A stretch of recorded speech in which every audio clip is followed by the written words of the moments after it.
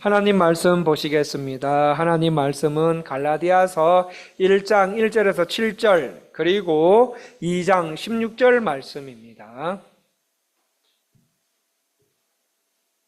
하나님 말씀은 갈라디아서 1장 1절에서 7절 그리고 2장 16절 말씀입니다. 우리 신약 302쪽, 304쪽 되는 하나님 말씀입니다.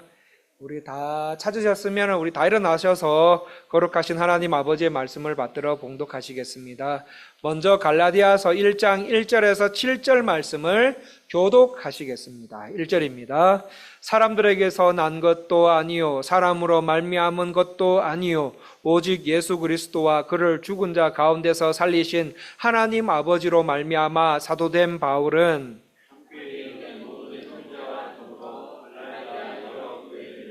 우리 하나님 아버지와 주 예수 그리스도로부터 은혜와 평강이 있기를 원하노라.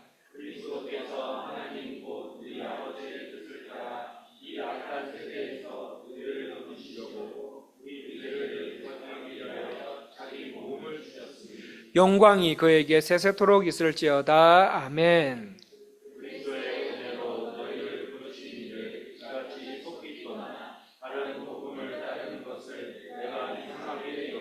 다른 복음은 없나니 다만 어떤 사람들이 너희를 교란하여 그리스도의 복음을 변하게 하려 함이라. 갈라디아서 2장 16절 말씀 다 같이 읽기를 시작하겠습니다. 사람이 의롭게 되는 것은 율법의 행위로 말미암음이 아니요 오직 예수 그리스도를 믿음으로 말미암는 줄 알므로 우리도 그리스도 예수를 믿나니 이는 우리가 율법의 행위로서가 아니고 그리스도를 믿음으로써 의롭다함을 얻으려 함이라. 율법의 행위로서는 의롭다함을 얻을 육체가 없느니라. 이는 주의 말씀입니다. 작석하십시오. 주보 있으신 분들께서는 뒤쪽에 있는 이달의 암송 말씀을 봐주시고 없으신 분들께서는 앞에 PPT를 봐주시겠습니다. 자, 12월 달 온가족 암송 말씀 다 같이 읽기를 시작하겠습니다. 마가복음 1장 21절 말씀 아들을 낳으리니 이름을 예수라 하라. 이는 그가 자기 백성을 그들의 죄에서 구원할 자이심이라 하니라. 아멘. 한 번 더 읽어볼까요? 자, 우리 한 번만 더. 이달의 온가족 암송 말씀 다 같이 읽기를 시작하겠습니다. 마태복음 1장 21절 말씀 아들을 낳으리니 이름을 예수라 하라. 이는 그가 자기 백성을 그들의 죄에서 구원할 자이심이라 하니라. 아멘. 우리는 인생을 살면서 좋은 소식과 나쁜 소식을 접하면서 살아갑니다. 아마 2025년도 한 해 동안 성도님들께서도 좋은 소식도 접하시고 나쁜 소식, 안타까운 소식도 접하시면서 이곳 게레타로에서 사셨을 거라 생각됩니다. 오늘 말씀에 나오는 바울도 우리와 똑같은 경험을 했습니다. 첫 번째, 바울에게 좋은 소식이 들려옵니다. 그 좋은 소식이 뭐냐 하면 소아시아 갈라디아 지역에 예수 그리스도의 구원이 전해지게 되었다라는 소식입니다. 이 바울은 제1차 선교 여행을 통해서 갈라디아 지방에서 많은 전도의 열매를 거두게 됩니다. 특히 사도행전 13장 말씀을 보시면 이 바울이 선교 여행 중에 이고니온, 비시디아 안디옥, 루스드라, 더베에서 전도의 놀라운 열매들을 거두게 되는데 이 이고니온, 비시디아 안디옥, 루스드라, 더베 이런 도시들을 총칭해서 갈라디아라고 말합니다. 예를 들면 우리나라의 수원, 성남, 용인 이런 도시들을 총칭해서 경기도라고 하듯이 바울은 이고니온, 루스드로와 같은 남부 또는 북부 갈라디아 지역 안에 여러 도시들을 다니면서 하나님의 말씀을 전했습니다. 그리고 때가 되어서 갈라디아 지역을 떠나 다른 지역으로 가서 거기서도 열심히 전도하고 있을 때 전에 말씀을 전했던 갈라디아 지역에서 더 많은 사람들이 예수님을 믿게 되었고 더 많은 교회도 생겨나고 있다라는 소식을 듣게 됩니다. 얼마나 즐거웠겠습니까? 바울이 이 소식을 들었을 때. 성도님들께서 전도하신 분들이 우리 교회에서 잘 적응하시고 신앙이 잘 자라시는 모습을 보면은 어떻습니까? 너무너무 기쁘지 않을까요? 여러분, 그런 기쁨을 더 많이 경험해 보시는 것 어떻습니까?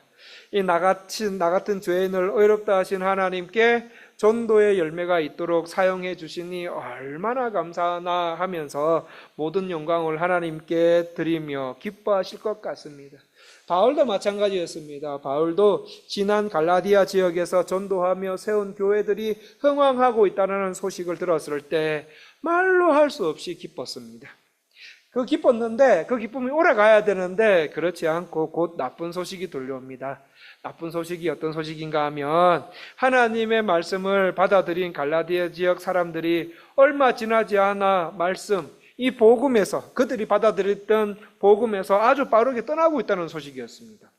떠나고 있다는 소식이었고 바울이 사도라는 사실을 의심하기 시작했다라는 나쁜 소식을 전해 듣게 됩니다. 이에 바울은 다급해가지고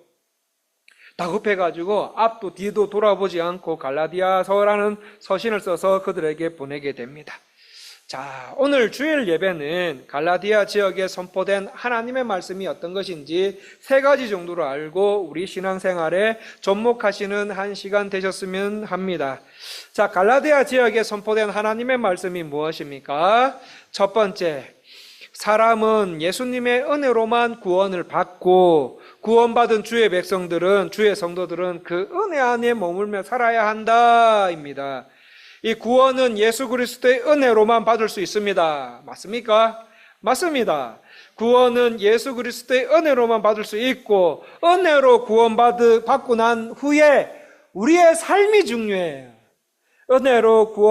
여러분 다 은혜로 구원받으셨지요?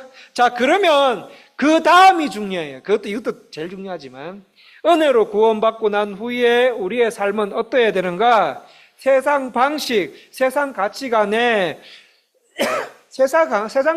따라 사는 것이 아니라 구원받기 전에 그 모습으로 그대로 사는 것이 아니라 정기적으로 말씀 읽고 순종하고 기도하는 생활을 통해 은혜 안에 계속 머물면서 이 땅을 살아가야 된다는 말씀입니다. 이게 성도의 삶이다. 또 바울은 갈라디아서라는 서신을 쓰기 시작하면서 자기가 사도가 된 것은 자신이 원해서가 된 것이 아니다. 전적으로 하나님 아버지와 그리스도 때문에, 예수님 때문에 사도가 되었다라는 사실을 고백합니다. 1장 1절 말씀을 같이 한번 읽어보겠습니다. 1장 1절 말씀 다 같이 읽기를 시작하겠습니다. 사람들에게서 난 것도 아니요 그리스도와 그를 하나님 아버지로 말미암아 사도된 바울은 1절 말씀을 보시면 내가 사도된 것은 사람으로 인해 된 것이 아니요 오직 예수님과 하나님 아버지 때문에 되었다라고 말합니다. 그리고 이어서 바로 갈라디아 지방에 세워졌던 교회와 성도들에게 문안 인사를 하고 있습니다. 2절과 3절 말씀을 읽어드리겠습니다. 함께 있는 모든 형제와 더불어 갈라디아 여러 교회들에게 우리 하나님 아버지와 주 예수 그리스도로부터 은혜와 평강이 있기를 원하노라. 갈라디아 지역의 여러 교회들과 성도들에게 하나님 아버지와 주 예수 그리스도로부터 은혜와 평강이 있기를 바랬습니다. 바울은 갈라디아 지역 교회와 성도들이 은혜로 하나님 말씀을 받은 것처럼 그 은혜가 그들을 꽉 붙잡기로, 그 은혜가 교회와 성도의 인생을 꽉 붙잡아 주기를 간절히 원했습니다. 그리고 바울은 갈라디아 여러 교회들과 성도들에게 있기를 바라는 은혜로 받았던 그 복음이 무엇인지 다시 한번 가르쳐 주고 있습니다. 성도님들, 갈라디아 지역의 여러 교회들과 성도들이 받았던 그 복음이 무엇입니까? 우리 4절 말씀을 같이 한번 읽어보겠습니다. 4절 말씀 다 같이 읽기를 시작하겠습니다. 그리스도께서 하나님 곧 우리 아버지의 뜻을 따라 이 악한 세대에서 우리를 건지시려고 우리 죄를 대속하기 위하여 자기 몸을 주셨으니. 갈라디아 교회들과 성도들이 받아들인 하나님의 말씀, 복음의 내용이 무엇입니까? 우리를 죄에서 건지시기 위해서 예수님께서 자기 몸을 대속의 제물로 십자가에 내어주셨다입니다. 예수님께서 자신의 몸을 십자가에 내어주셨기 때문에 우리가 새 사람이 되었고 구원받은 것이다. 이렇게 구원을 받을 수 있었던 것은 전적인 하나님의 은혜요, 사랑이었다. 이를 통해 우리는 자유함을 누릴 수 있다라고 말합니다. 그리고 이 구원과 자유를 얻은 사람들이 해야 할 일이 무엇이라고 합니까? 오늘 본문에서 세 장만 좀 뒤로 넘겨주시면 갈라디아서 5장 1절 말씀이 나옵니다. 우리 다 찾으셔서 같이 한번 읽어보겠습니다. 갈라디아서 5장 1절 말씀입니다. 우리 다 찾으신 줄 알고 다 함께 다 같이 읽기를 시작하겠습니다. 그리스도께서 우리를 자유롭게 하려고 자유를 주셨으니 그러므로 굳건하게 서서 다시는 종의 멍에를 매지 말라. 바울은 너희가 은혜장로교회 성도들이 이 말씀을 받고 구원을 얻어 죄에서 자유함을 얻었다면 그 말씀 위에 굳게 서서 다시는 죄의 종이 되지 말라고 권면하고 있습니다. 성도님들, 예수님께서 나 대신 대속의 제물 되심으로 내가 죄에서 해방되었고 구원함을 얻은 것 믿고 확신하십니까? 그렇다면 그리스도의 은혜 속에, 은혜 가운데 굳건하게 서시고 다시 종의 멍에를 매지 않는 생활을 하시도록 말씀 위에 굳건하게 서셔서 신앙생활을 하셔야 됩니다. 그래, 내가 이 땅에서 다시 종된 생활로 돌아가지 않으려면 항상 하나님의 은혜를 갈망해야 된다.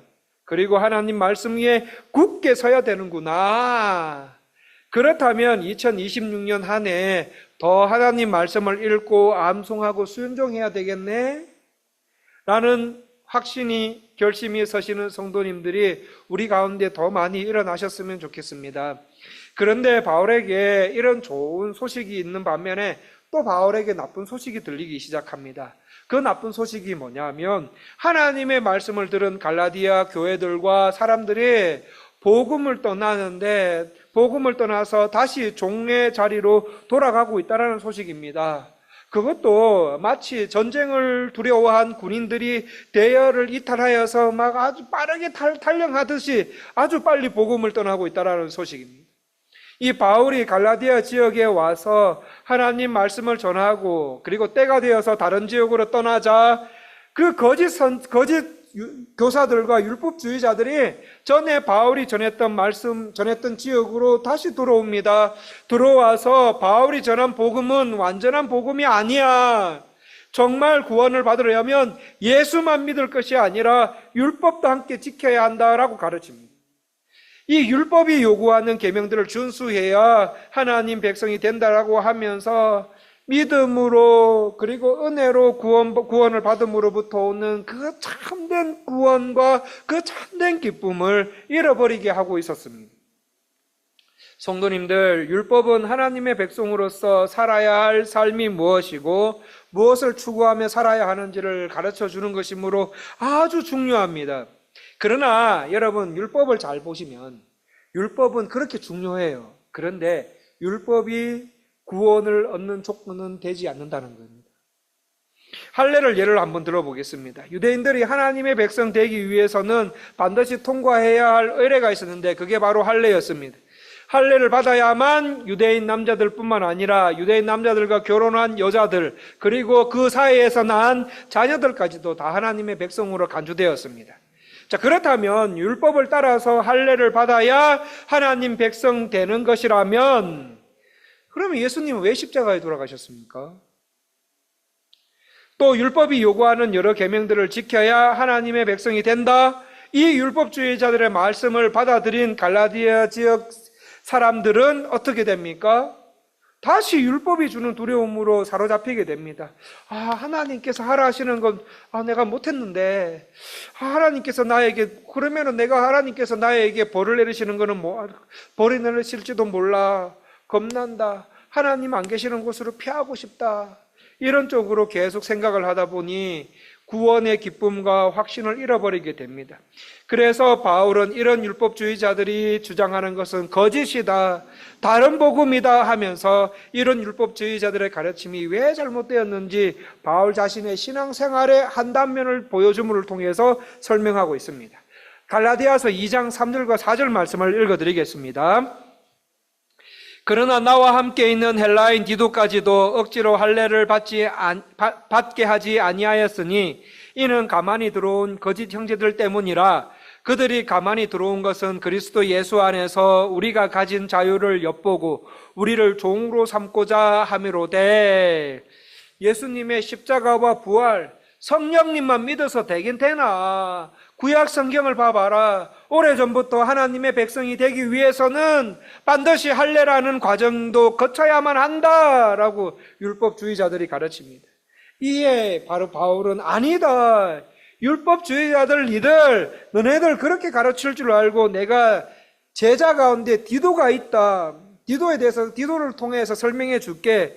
디도는 헬라인이다. 할례를 받지 않은 사람이다. 하지만 디도가 예수님을 믿고 제자가 되었어도 억지로 할례를 받지 않게 했다. 왜? 할례는 구원의 조건이 되지 않기 때문에. 구원의 조건도 되지 않는데 왜 디도에게 그렇게 아픈 할례를 받게 하냐라고 말합니다. 성도님들, 여기서 조심하셔야 할 것이 있습니다. 율법은 하나님께서 그분의 백성들에게 주신 것이므로 아주 귀한 겁니다. 율법 나쁘게 이렇게처럼 말씀을 드려서 오해하지 마십시오. 율법은 나쁜 게 아닙니다. 율법은 하나님께서 그분의 백성들에게 주신 것이므로 너무너무 귀한 것입니다. 자, 그렇다면 그 율법의 출발점이 무엇입니까? 율법은 크게 하라와 하지 말라는 이 두 기둥에서 출발합니다. 그래서 하나님께서 하라고 하시는 것 하고 하지 마라 하시는 것 하지 않는 모습을 하나님께서 보셨을 때 너 이만하면 합격이야. 너 신앙생활 좀 하네? 마음에 들었어. 너 구원. 유대인들은 이런 식으로 생각했습니다. 그래서 이렇게 해서 하나님의 백성이 된다면, 이렇게 해서 하나님의 백성이 된다면 예수님 왜 오셨냐는 거죠. 이런 식으로 구원을 받는다면 예수님이 이 땅에 오실 필요도 없고 십자가에 죽으실 필요도 없습니다. 그런데 문제가 뭐냐면 제가 성도님들께 질문을 드려보겠습니다. 여기에서 동의하시는 분 손 한번 들어보십시오. 자, 여러분 하나님께서 하라 하시는 것 계속 하실 수 있는 분 손 들어보십시오. 하나님께서 하지 말라 하는 것 계속 안 하실 수 있는 분 손 들어보십시오. 이미 우리는 태어나기 전부터 하나님께서 하지 말라는 것 해버리는 죄의 본성과 오염과 부패를 가지고 태어난 사람들입니다. 하나님께서 하라는 것 하려고 노력을 하고 하지 말라는 것 하지 않으려고 노력하면서 살아오지만 피치 못할 사정에 의해서 하지 말라는 것 하게 되고 하라는 것 하지 않으면서 죄를 지으며 살아올 경우가 있다라는 말씀입니다. 여러분, 살인하지 말라. 율법에 금방 나오지요, 분명히. 살인하지 말라. 여러분, 칼 들고 직접 살인을 안 했어도 누구를 죽이도록 미워하면 살인한 겁니다. 겉으로는 사람 비방 안 하는데 속으로 비방하면 그거 비방한 겁니다. 율법적으로 보면 그렇습니다. 만약 이런 식으로 율법을 지금까지 지키기 위해 내가 최선의 노력을 다하고 발부둥 쳐봐도 하나님 앞에 합격할 수 없는 사람임을 안다면 나는 안 되는구나. 내가 최선을 다해서 율법을 지킨다 한들 나는 구원받을 수 없다라는 것을 사람들이 이쪽 길로 갈 수밖에 없다라는 것을 하나님께서는 너무 잘 아시기 때문에 누구를 보내십니까? 구원자 예수님을 보내십니다. 예수님을 보내셔서 예수님께 내 허물과 죄를 다 넘겨드리고 예수님을 십자가에 못 박아 죽게 하시고 그 보배로운 피를 흘리셔서 율법이 주는 구원의 조건을 예수님께서 다 만족시키도록 하셨습니다. 율법을 다 만족시키신 예수님을, 그래서 우리는 율법을 다 만족시키시는 예수님을 믿음으로 내 죄사함을 받을 수가 있다. 예수 그리스도를 믿음으로 내가 용서를 받고 새 사람이 될 수 있다. 이게 복음인데, 율법주의자들은 반대로 나를 구원한 하나님의 은혜를 오히려 보잘것없는 것처럼 여기고, 율법의 조항들을 지켜야 구원받을 수 있다. 그렇게 주장합니다. 그러니까 거기에서 복음의 변질이 일어난다는 거죠. 그게 심각한 죄다. 성도님들, 은혜가 무엇입니까? 은혜는 받을 자격이 없는 사람들에게 베풀어지는 하나님의 일방적인 사랑이요, 하나님의 호의를 말합니다. 우리는 그 하나님의 은혜 때문에 구원을 받았고, 은혜 때문에 하나님의 자녀가 된 것이지, 나의 행위 때문에 구원을 받은 것이 아니라는 말씀입니다. 그러므로 우리가 이 놀라운 은혜, 일방적인 하나님의 사랑에 의해 구원을 받은 자라면 우리는 당연히 그 은혜에 대하여 감격하며 감사하며 그 은혜 안에 머물러 평생을 살아가는 것이 맞다. 하나님의 은혜 속에 살다 보면 태초부터 시작된 나를 향한 하나님의 사랑을 알게 되고, 자격도 없는 나를 사랑해 주신, 죄의 파편과 오염이 주는 비참한 형벌과 저주에 빠진 나를, 아들 예수님을 보내셔서 내 죄를 예수님에게 다 쳐넣으시고 나 대신에 예수님을 십자가에 못 박아 죽게 함으로 나를 살리시는 하나님, 그 하나님의 사랑에 감동되어 나도 하나님을 사랑하게 될 것이고, 하나님을 사랑하게 되면 하나님의 관한 일들도 사랑할 것이고, 하나님께서 하신 말씀도 귀담아 듣고 자연스럽게 말씀과 예수님을 사랑하며 믿으며 순종하며 살게 될 것입니다. 여러분, 이게 성도의 삶이에요. 은혜장로교회 성도들, 너희가 은혜로 구원을 받았다면 그 다음부터 너희의 삶은 너희 살고 싶은 대로 사는 것이 아니라, 세상을 따라 사는 삶이 아니라 말씀 생활과 기도 생활을 통해 항상 하나님의 은혜와 평강이 너희 안에 우리 안에 머물며 살아가라고 말씀하고 계십니다. 자, 갈라디아 지역에 선포된 하나님의 말씀이 무엇입니까? 두 번째로, 예수님을 믿고 의롭다 함을 얻은 사람은 성령님을 따라서 살게 된다는 말씀입니다. 자, 우리 갈라디아서 2장 16절 말씀입니다. 우리 읽으셨지만 우리 갈라디아서 2장 16절 말씀 다시 한 번만 같이 한번 읽어보겠습니다. 다 같이 읽기를 시작하겠습니다. 사람이 의롭게 되는 것은 율법의 행위로 말미암음이 아니요 오직 예수 그리스도를 믿음으로 말미암는 줄 알므로 우리도 그리스도 예수를 믿나니, 이는 우리가 율법의 행위로서가 아니고 그리스도를 믿음으로써 의롭다함을 얻으려 함이라. 율법의 행위로서는 의롭다함을 얻을 육체가 없느니라. 율법을 행함으로써가 아니라 예수 그리스도를 믿고 의롭다함을 얻은 사람은 그 다음부터 어떻게 살 것인가에 대한 물음에 바울 사도는 어떻게 대답합니까? 갈라디아서 2장 16절 말씀 이후부터 갈라디아서 끝까지 어떻게 사는 것이 구원받은 사람의 삶이라고 말합니까? 성령을 쫓아가는 사람이에요. 성령을 따라 사는 삶. 우리가 하나님의 말씀을 듣고 예수님을 믿는 순간, 예수님을 나의 하나님의 아들이요 구원자로 영접하는 순간, 그리스도의 영이신 성령이 내 안에 찾아오시고 나는 성령을 받은 자로서 성령을 따라 살게 된다는 말씀입니다. 그런데 여기서 더 놀라운 사실이 있습니다. 그게 무엇입니까? 이 성령님의 인도하심을 따라 살다 보면 율법은 저절로 지켜진다는 거예요. 나는 말씀을 들었다. 말씀을 듣고 믿음이 생겨 회개하게 되었다.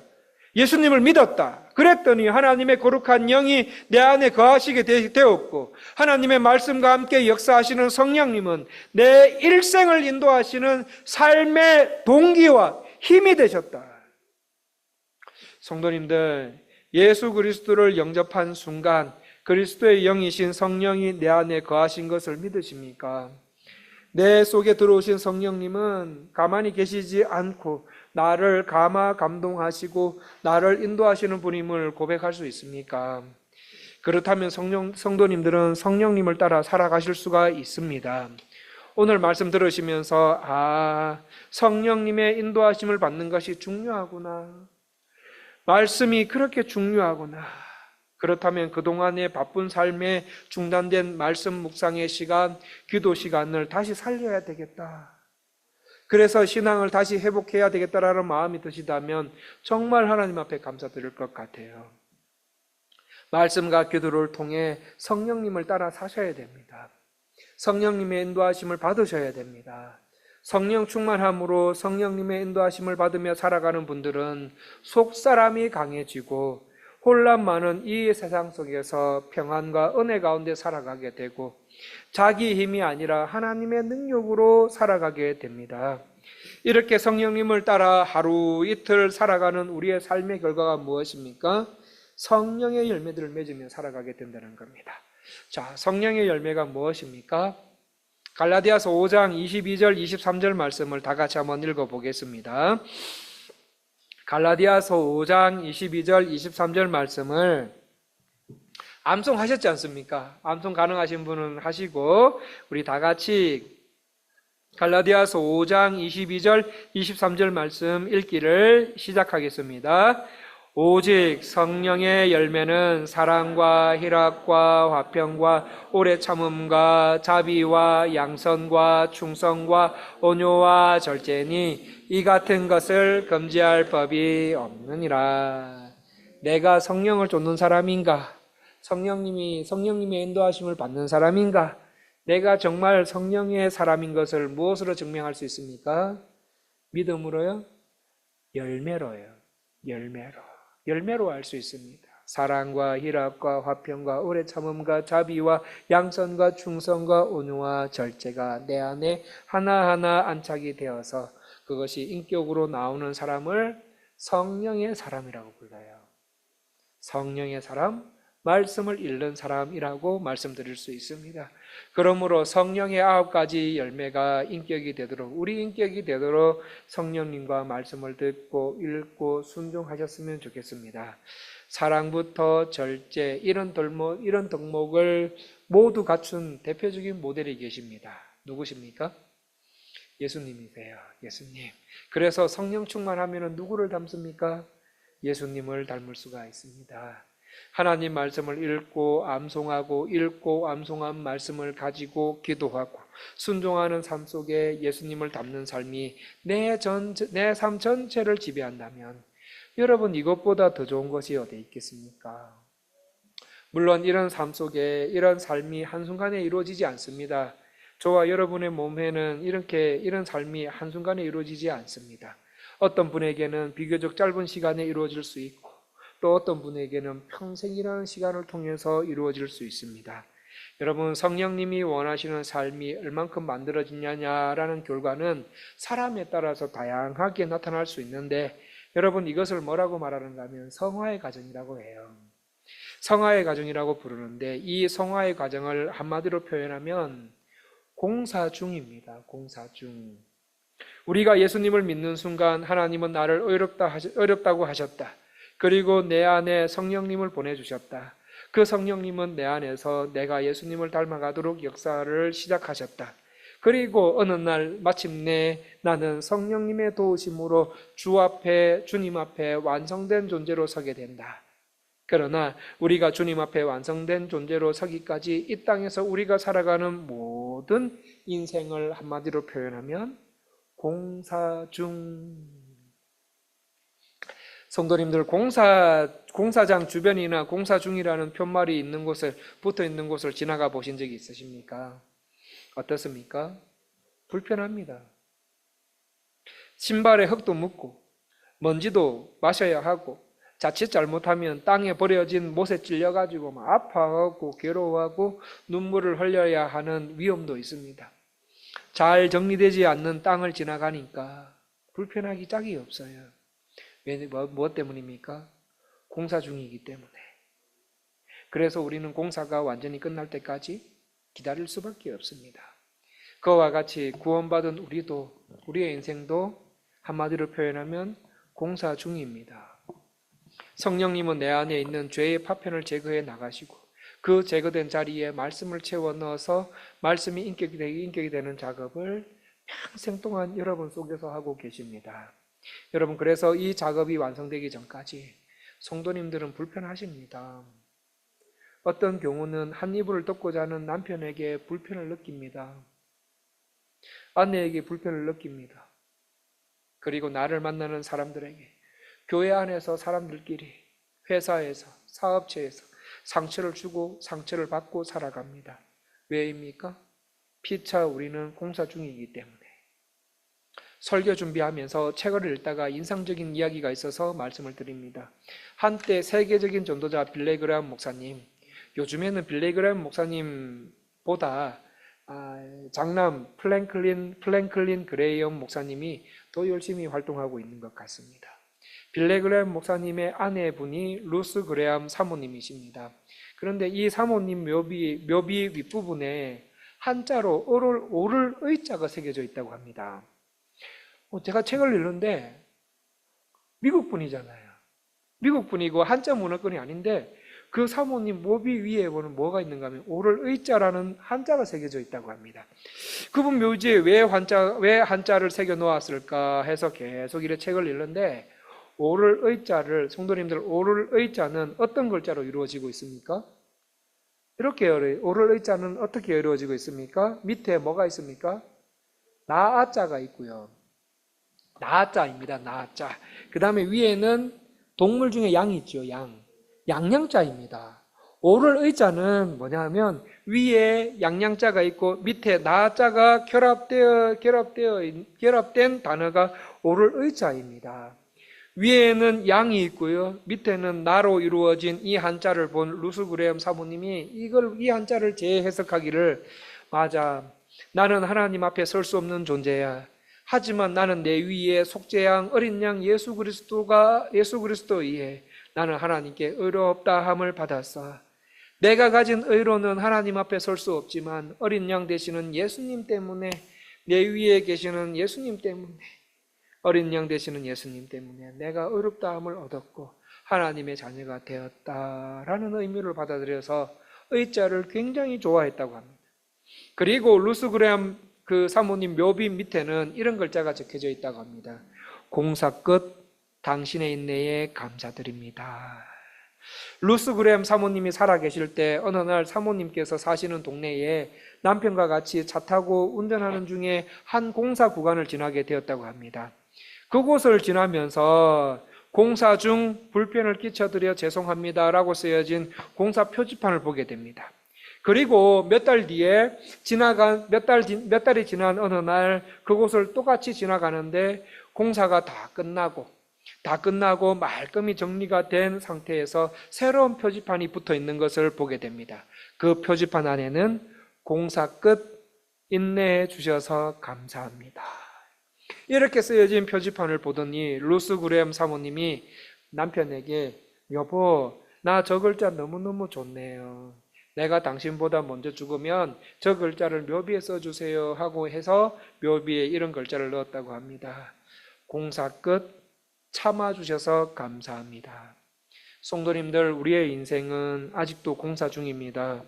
구원받고 말씀과 기도로 성령님의 인도하심을 받는 생활하는 가운데서도, 하나님의 형상을 회복하는 가운데서도 옆 사람에게 불편을 끼칠 수가 있고 상처 주면서 상처받으며 살아갈 때도 있습니다. 그러나 어느 날 성령님께서 우리 인생 속에 그 공사를 완성시키실 날이 반드시 옵니다. 그날 나를 완성시키실 하나님께, 하나님, 내 인생 수리하시는 일을 맡겨주셔서 감사합니다. 하나님, 그동안 참아주셔서 너무너무 감사합니다. 하나님, 내가 너무너무 부족한데도 불구하고 나를 놓지 않고 끝까지 나를 하나님 나라까지 데려가 주시니 얼마나 감사한지 모릅니다. 하나님, 부족한 나를 그동안에 참아주셔서 너무너무 감사합니다. 그리고 옆에 있는 사람에게도 말할 겁니다. 여보, 이때까지 공사할 게 많은 나랑 살아줘서 참 고마워. 참 불편한데도 불구하고 그렇게 인내해줘서 고마워. 하나님의 사람으로 변화되어 가도록 나를 떠나지 않고 하나님의 사람으로 변해가도록 나를 인도해주고 나를 위해서 기도해주고 그렇게 나를 보살펴서 너무너무 고마워. 성도 여러분, 우리 안에 성령님이 살아계시고 우리를 인도하신다면 아직 부족해요. 안 그렇습니까? 우리는 아직 부족하지만 마침내 우리의 인생 공사는 성령님을 통해서 완성될 줄 믿습니다. 성령님이 이런 미약하고 불완전한 내 인생을 마침내 완성시켜 주신다는 것을 알면 우리는 말씀으로 돌아가서 말씀이 말하는 교회, 가정, 내가 되기 위해서 성령님과 함께 신앙생활을 하실 것입니다. 그러한 공사 중인 사람이 모인 이 은혜 장로 교회 공동체에서 우리가 서로 공사 중인 사람임을 인정하고 곧 우리는 완성된 존재로 하나님 앞에 설 거라는 확신을 가지고 이 공동체 안에서 용서하고 사랑하고 믿고 당회를 중심으로 하나됨을 유지하며 신앙생활을 하는 것. 그게 갈라디아서를 통해서 주님의 재림을 기다리는 성도의 신앙생활이라고 말하고 있습니다. 우리 옆에 있는 분에게 이렇게 한번 고백해 보시겠습니까? 나는 공사 중입니다. 잘 부탁드립니다. 이렇게요. 시작.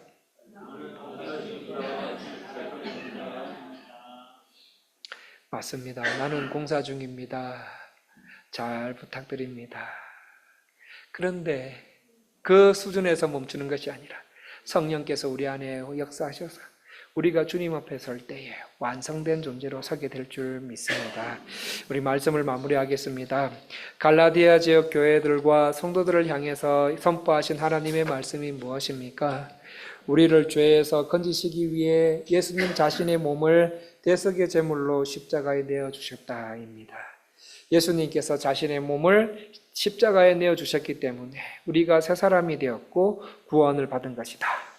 이렇게 전적인 하나님의 은혜와 사랑으로 구원받은 우리는 첫 번째, 예수님의 은혜로만 구원 얻고 구원을 받았고 구원을 받은 주의 성도들은 다시 죄의 멍에에 돌아가지 않고 그 은혜 안에서 머물며 살아야 한다라는 것이에요.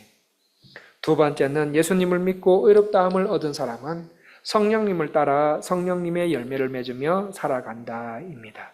여러분, 이것이 성도의 삶인 줄 알고 성령의 열매를 맺으며 또 예수님의 성품을 닮아가기 위해 매일매일 공사 중인 우리의 인생을 잘 살아가시다. 마침내 인생 공사가 마치는 날 하나님 앞에 완성된 모습으로 서셔서 모든 영광과 감사를 우리 주 예수 그리스도와 하나님 아버지께 올려드리는 저와 성도님들의 삶 다 되시기를 간절히 원합니다. 우리 기도하겠습니다. 하나님 아버지, 갈라디아서를 통해서 우리의 인생이 어떤 인생으로 살아야 하는지 가르쳐 주심을 감사합니다. 주의 말씀에 순종하기를 원합니다. 저와 우리 교회 모든 성도님들께서 나를 죄에서 건지시기 위해서 예수님 자신의 몸을 대속의 제물로 십자가에 내어주셨다. 이 은혜의 복음이 세월이 가면 갈수록 더 많이 깨달아지게 하시고 믿어지게 하시고 의지하게 하여 주시옵소서.